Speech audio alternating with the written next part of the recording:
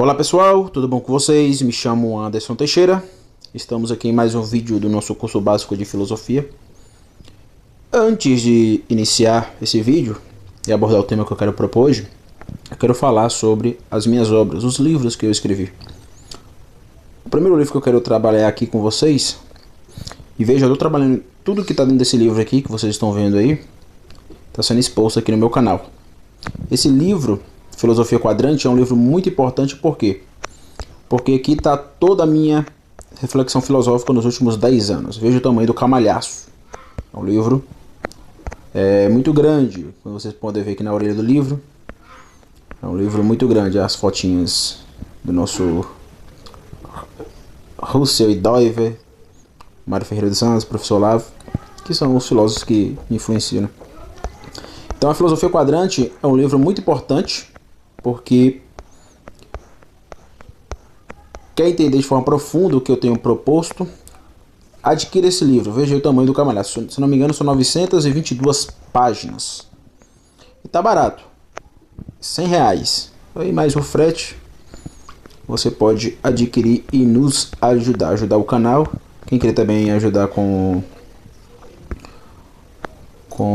qualquer quantia aí no Pix, eu vou deixar na descrição do vídeo. Nos ajude, estamos precisando. Além desse livro, Filosofia Quadrante, que é a minha principal obra, temos aí, claro, a principal obra até o momento. Pode ser que daqui 10, 15, 20, 30 anos ela se torne não mais a principal obra. Até porque a reflexão filosófica não para, né? A Filosofia Quadrante vai morrer, vamos dizer assim, morrer entre aspas, porque o que aconteceu não desacontece, como diria o professor Olavo, né? Já era, ocorreu. A Filosofia Quadrante já ocorreu, não tem como voltar atrás. Já está dada. Então não tem como desacontecer aquilo que aconteceu. Tudo que entrou na ordem do ser, dirá o professor Olavo, se torna um átomo do ser. Não deixa de ser. Não volta para aquilo, usando aqui o Mário Ferreira dos Santos, não volta para o meu. Então, além do nosso livro Filosofia Quadrante, do nosso camalhaço, temos aí ensaios teofilosóficos machadianos. Os críticos literários, eles colocam a obra de Machado de Assis em duas fases, né? A primeira fase é a fase romântica, a segunda fase é a fase realista. Bom, eu não gosto muito de nomenclaturas assim, de colocar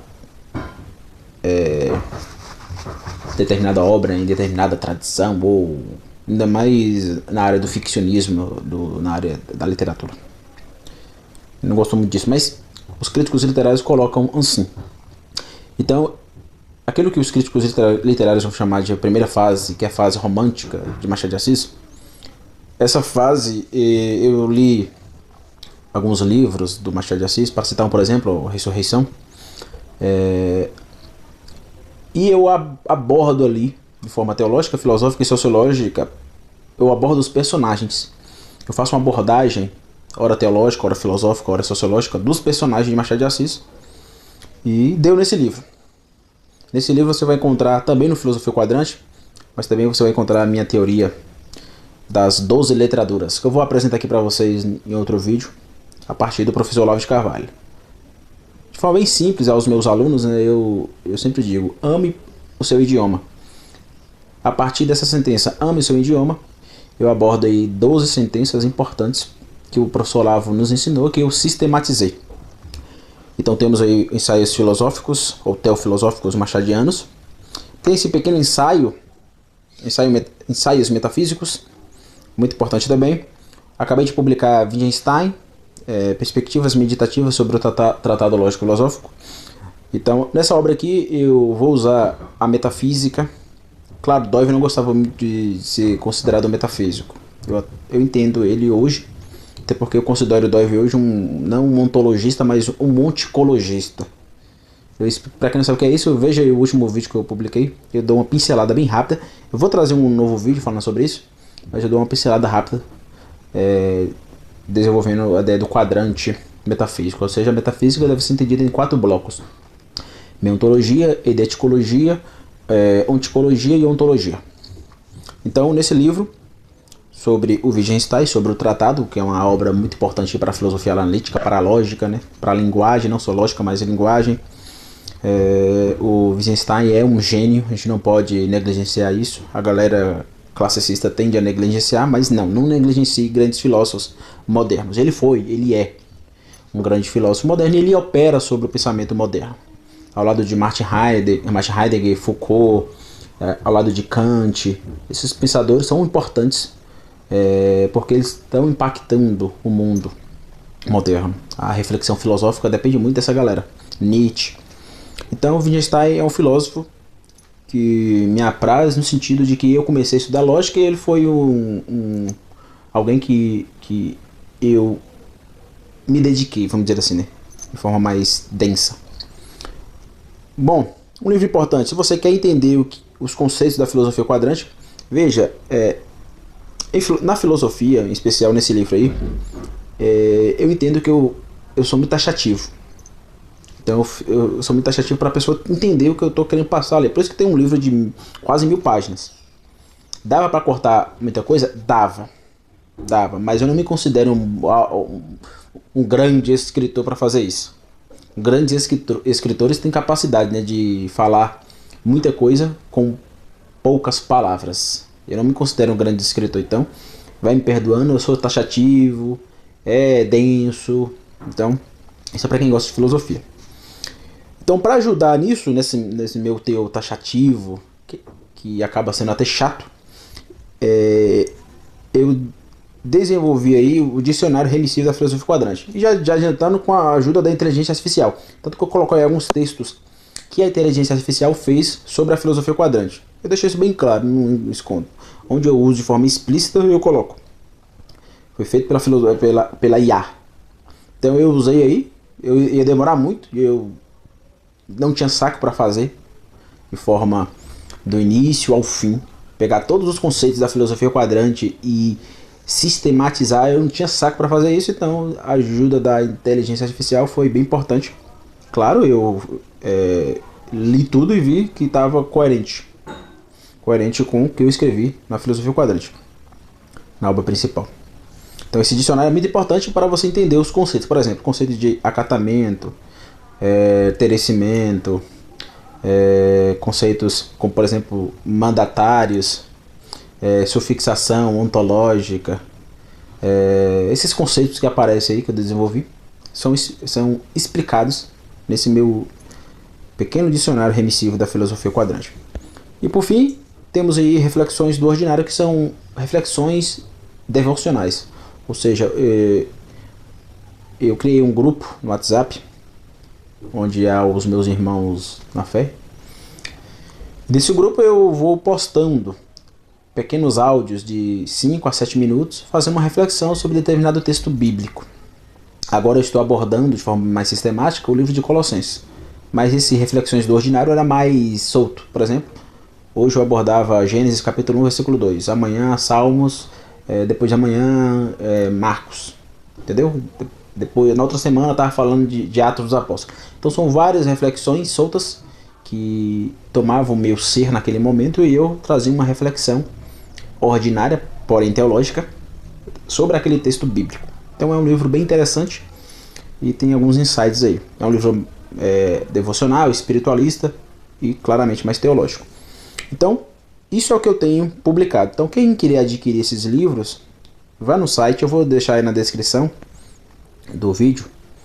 Mas se você colocar lá Filosofia Quadrante lá na Uclap, até no Google, coloca aí Filosofia Quadrante, você vai achar aí uma descrição do que é a Filosofia Quadrante e vai achar os livros. Tem também os artigos que eu publiquei no jornal Cidadania Popular. Se eu não me engano, eu tenho 2 artigos publicados lá, que é o meu artigo sobre Wittgenstein, que é um dos capítulos desse livro aí, que você está vendo na tela. E tem também a minha refutação do texto do André. Eu esqueci o sobrenome dele, aí perdoando. André escreveu um texto e publicou publicou um vídeo no YouTube dizendo que Mário Ferreira dos Santos era um mau filósofo. E colocou lá algumas considerações refutativas e eu reagi e refutei o que ele colocou sobre o nosso grande Mário Ferreira dos Santos. Então é isso que tem sobre a minha pessoa. E nos ajude. É isso. Agora vamos para o vídeo. Valeu, galera.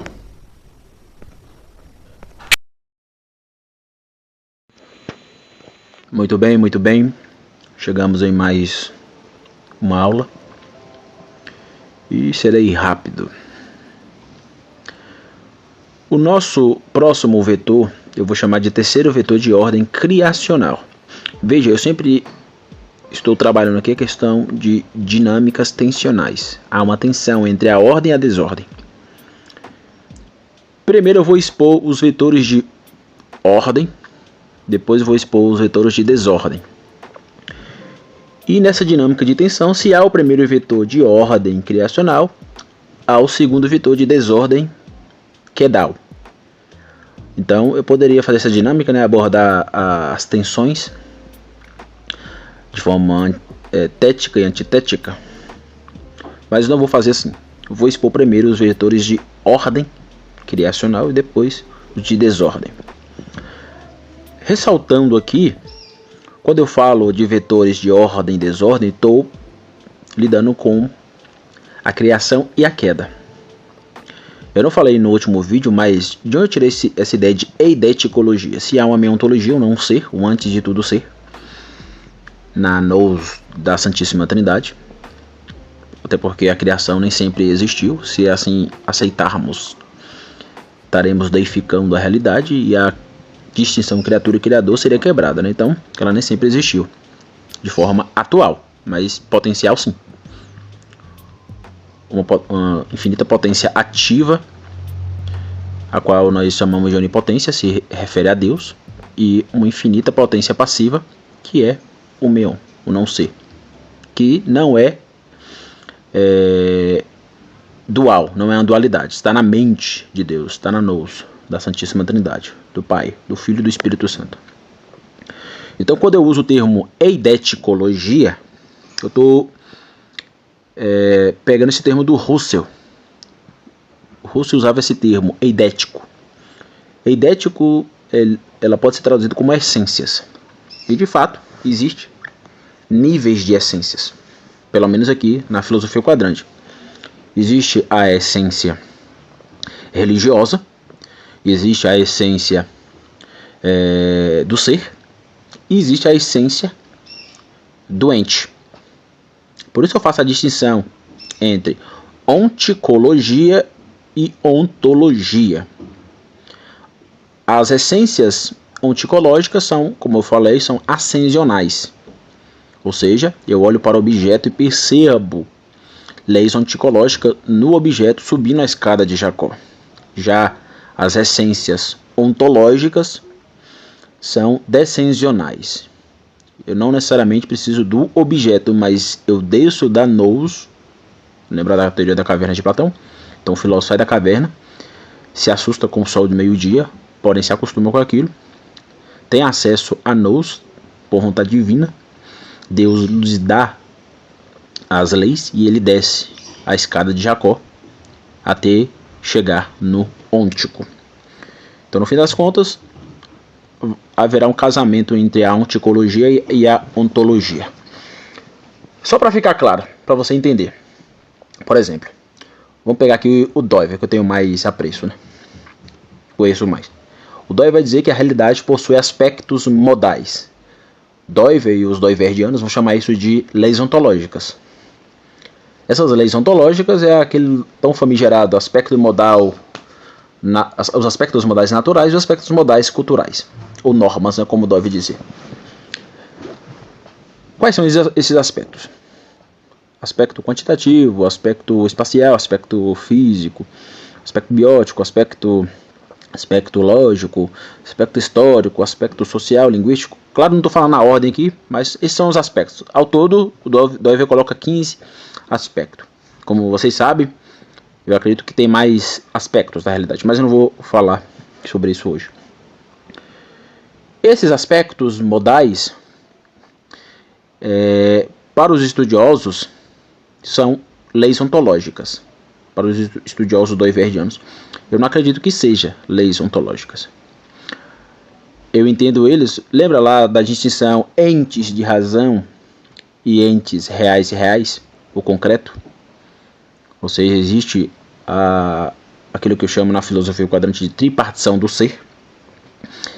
E a tripartição do ser diz respeito a tudo aquilo que existe de forma concreta e real. Por exemplo, eu estou aqui olhando o meu livro, o tablet, o caderno. Esses são entes concretos. Então tudo que existe, existe de forma concreta.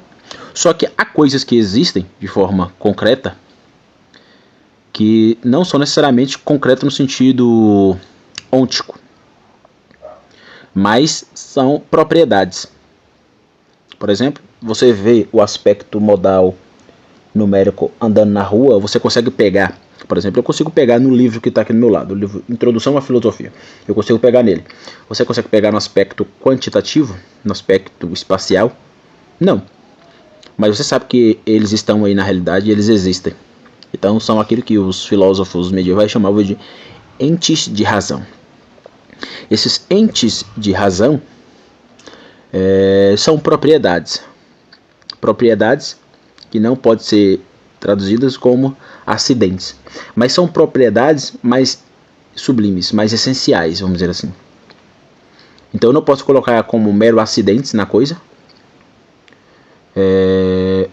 Se não são meros acidentes, se não são meros acidentes, o que são? É ontologia? Não, também não é ontologia, por quê? Porque está se referindo à admissão ascensional, ou seja, eu estou olhando para o fato, estou subindo a escada. Então o que é? Daí veio o termo onticologia. São leis ônticas. Claro, são nomes, os nominalistas eles não estão de todo errado. A galera fica tentando refutar os nominalistas, mas eu acredito que é possível beber dos dois. Claro, de um realismo moderado e de um nominalismo também moderado. É totalmente possível. Por quê? Porque de fato são nomes. Eu não consigo pegar no aspecto numérico, no aspecto histórico, mas existem como propriedades relacional. No ôntico, por exemplo, para ficar claro o que eu estou dizendo, eu estou aqui com o livro na mão. Esse livro possui determinado tamanho, aspecto quantitativo. Esse livro ocupa lugar no espaço, aspecto espacial. Esse livro possui uma história, aspecto histórico, ou seja, ele teve um passado, tem um futuro que é agora, aquilo que eu chamo de fração, e terá, tendo um presente, e terá um futuro. Então esse livro existe aqui, tem uma história, estou usando linguagem para falar sobre ele, ou seja, qual linguagem? O português. Esse livro, ele está dentro de um contexto social brasileiro no século XXI. Esse livro pode ser levado para o ambiente religioso e eu usar ele dentro do ambiente religioso, aspecto pístico, né? Aspecto histórico. Por exemplo, eu já fiz isso. Peguei um livro de filosofia, estou dando um curso dentro da igreja, dentro do contexto eclesiológico, um curso de filosofia cristã. Aí eu peguei o livro, abri ele dentro do contexto religioso, li e expus ali questões teológicas a partir do livro de filosofia. Então, esse livro ele pode ser plasmado em todos os aspectos da realidade. Então, veja, existe as leis onticológicas existem, mas não no sentido concreto. Não é aquilo que o Mário Ferreira dos Santos vai chamar de estrutura de individualidade. Então, os aspectos onticológicos não possuem uma estrutura de individualidade. Ou melhor, o Doiver, né? O Mário Ferreira dos Santos vai chamar de lei de proporcionalidade intrínseca. Então, que quer dizer a mesma coisa. Então, a lei de proporcionalidade intrínseca ou a estrutura de individualidade das coisas existem. É ser ente, ser intermediário, é ser sujeito. Tudo que existe está dentro dessa nomenclatura. Ou é um ser ente, fisicalista, biologista modelado, ou é um ser intermediário, ou é um ser sujeito. Tudo que existe. Quando eu digo, gente, assim, tudo que existe, lembra, eu posso pegar. Eu consigo pegar. Você consegue ver e pegar? É só lembrar disso para ficar claro. Eu vou tentar ser bem simples e possível para não me acusarem de abstratismo excessivo. Então, tudo aquilo que você consegue ver e pegar é uma estrutura de individualidade concreta com lei de proporcionalidade intrínseca. Tem uma proporção formal intrínseca. É o acatamento, né, que eu sempre falo. Mas eu não vou usar esses conceitos aqui agora, né? Dito isso, por que eu estou falando? Porque quando eu olho para os 12 vetores, esses vetores não são leis ontológicas e nem leis onticológicas. Esses vetores são leis eidéticas, são leis religiosas.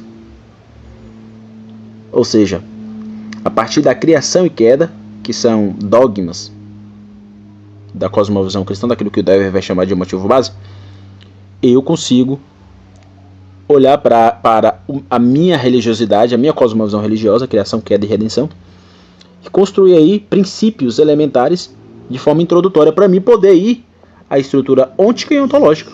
Então, é como se fosse um ponto de partida, os 12 vetores eidéticos.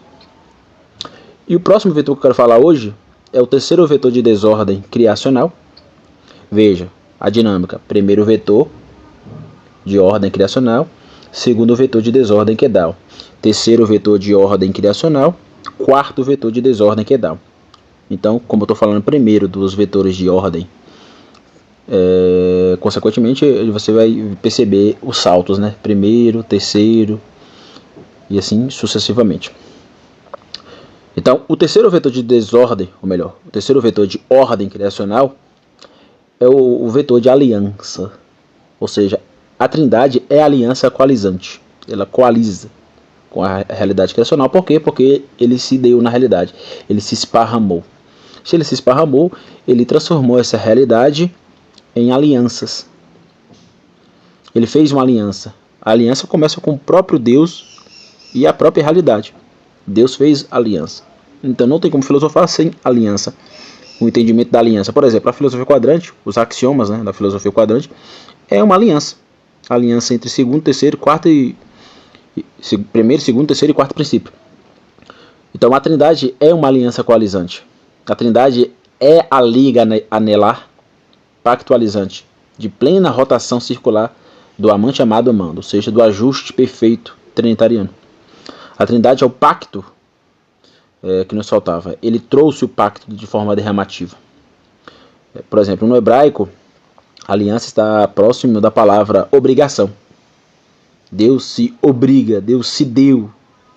Claro, ele não necessitava da criação, mas ele resolveu se dar enquanto aliança ao criar tudo, ex nihilo. Então, por causa desse derramamento esparramativo de Deus, temos que falar de uma aliança trina exalando-se.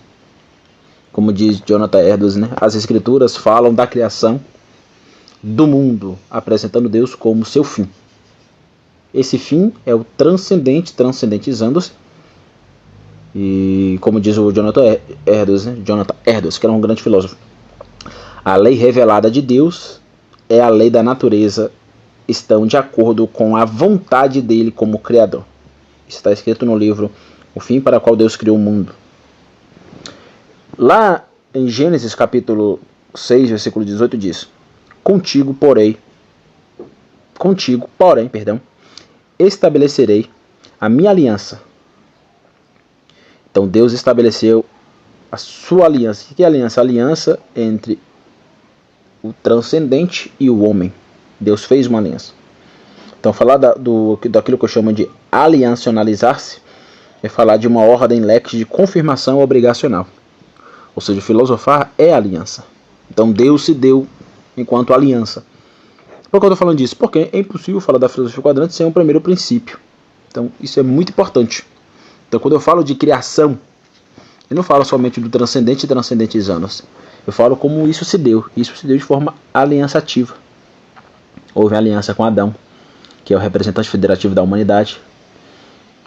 A ideia do quadrante, né? Eu, outro. Houve aliança com o Messias, Cristo. Cristo é o redentor da realidade, do eu e do outro.